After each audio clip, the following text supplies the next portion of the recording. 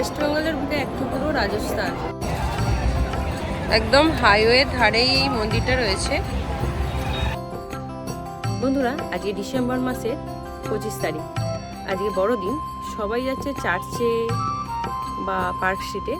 But আজকে আমি বেরিয়ে পড়লাম একটা নতুন ভ্রমণের উদ্দেশ্যে, একটা নতুন দর্শনীয় স্থানে। চলো বন্ধুরা, যাওয়া যাক। বন্ধুরা, আমি চলে এলাম কালীপুর মোড়। এখান থেকে বেনারস রোড ধরে সোজা আমি যাব কোনা হাইওয়ের দিকে।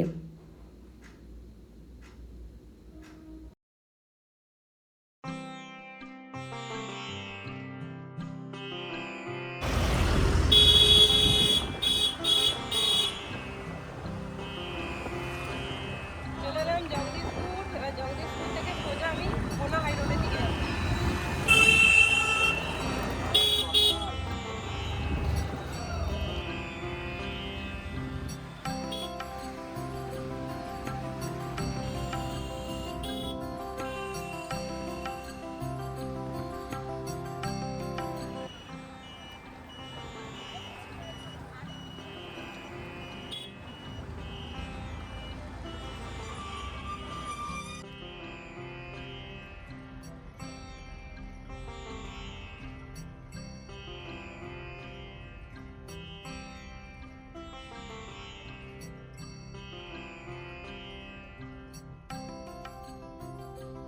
বন্ধুরা, চলে এলাম পাকুড়িয়ার সালসার ধামে। চলো মন্দিরের ভেতরে যাওয়া যাক।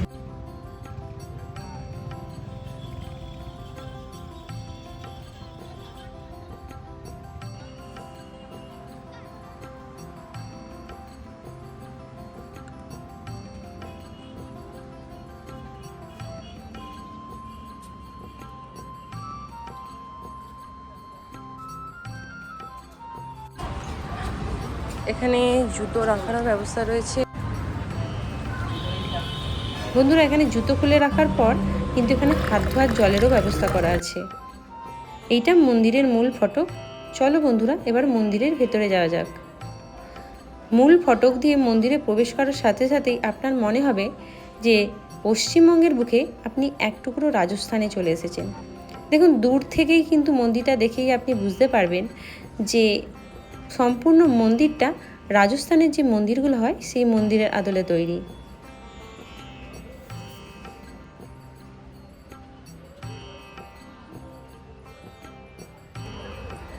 যেহেতু আজকে 25শে ডিসেম্বর, সেহেতু বহু ভক্তের আনাগোনা হচ্ছে এই মন্দিরে। এমনিতেও সারা বছর বহু ভক্তের সমাগম ঘটে এই মন্দিরে। বিশেষ করে হনুমান জয়ন্তী আর রামনবমীর দিনে এখানে প্রচুর ভিড় হয়। আর এই দিনগুলোতে কিন্তু বিশেষ পুজো এবং অনুষ্ঠান হয়। আর কিছুদিন পরেই রাম মন্দির প্রতিষ্ঠা দিবস।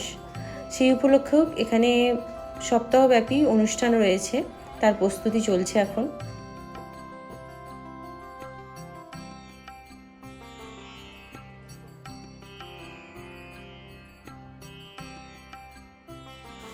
বন্ধুরা, তোমরা যারা এই মন্দিরে আসবে, তোমরা যদি পুজো দিতে চাও, বাইরে থেকে কোনো ডালা আনতে হবে না। এই কাউন্টার থেকেই পুজোর সামগ্রী পেয়ে যাবে। আর এখানে পূজার সামগ্রী বলতে বোঁদে আর চুরমা, এই দিয়ে কিন্তু ঠাকুরকে ভোগ দেওয়া হয়।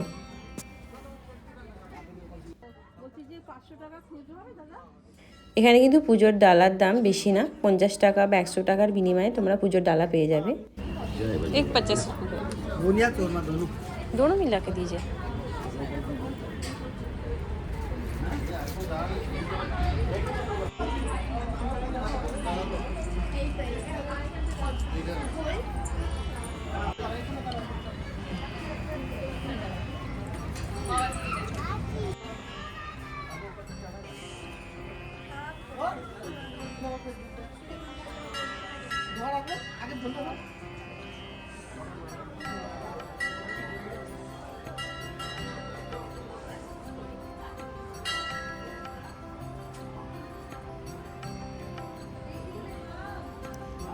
जय बजरंगबली, जय बजरंगबली।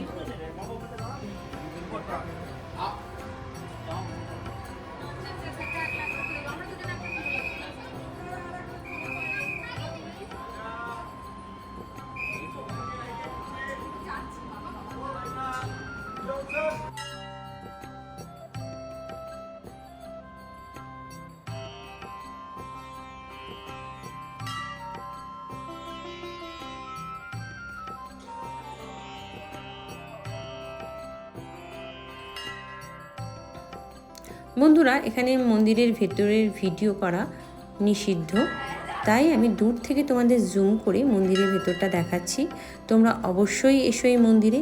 এখানে কিন্তু হনুমানজি অন্য রূপে বিরাজমান। আমরা যেরকমভাবে হনুমানজিকে দেখি, এখানে কিন্তু হনুমানজির বিগ্রহটা সম্পূর্ণ আলাদা। বন্ধুরা, আমি মন্দিরের ভেতরে কোনো ভিডিও বানাতে পারলাম না, কারণ এখানে ফটো তোলা এবং ভিডিও করা নিষিদ্ধ। তাই যতটা দূর থেকে সম্ভব তোমাদের মন্দিরের ভেতরটা দেখালাম।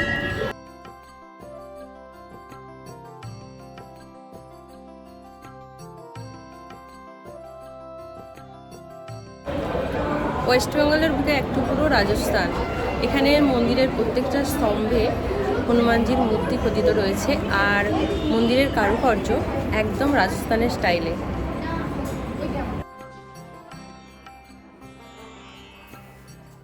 পাকুড়িয়ার শালসাদ ধামের এই মন্দিরটি সকাল 6টার সময় খুলে দেওয়া হয় এবং রাত্রি 8টার সময় বন্ধ হয়।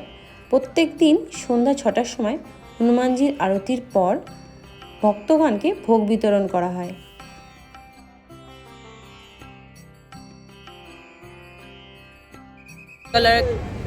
বন্ধুরা, এখানে সুলভ শৌচাগারও আছে এবং পাশে বাবা কা ধাবাও আছে। বন্ধুরা, আমি তো শালসাদ ধামে হনুমানজির দর্শন করে নিলাম। তোমরা অবশ্যই এসো এই মন্দিরটাতে, ভীষণ ভালো লাগবে। বন্ধুরা, একদম হাইওয়ের ধারেই কিন্তু রয়েছে এই মন্দিরটা। তোমরা আসতে গেলে এখানে প্রথমে কোনা হাইওয়ে এসে কোনা হাইওয়েতে নামবে, তারপর ওখান থেকে টোটো ধরে তোমরা আসতে পারবে।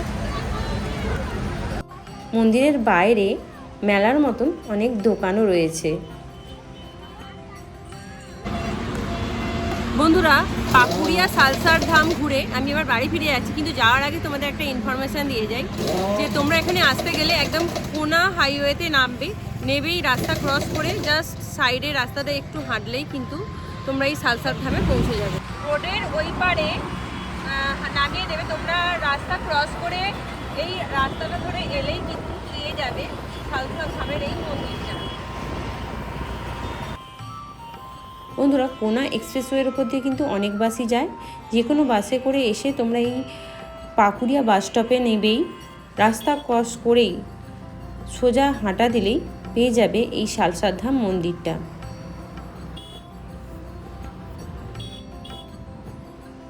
বন্ধুরা, এখনকার মতো টাটা, আবার দেখা হবে নেক্সট ব্লগে। আর বন্ধুরা, যারা তোমরা আমার চ্যানেলের নতুন দর্শক, তারা চটপট আমার চ্যানেলটাকে সাবস্ক্রাইব করে নাও, কারণ তোমাদের সাপোর্টটাই আমাকে আমার চ্যানেলটা এগিয়ে নিয়ে যেতে সাহায্য করবে।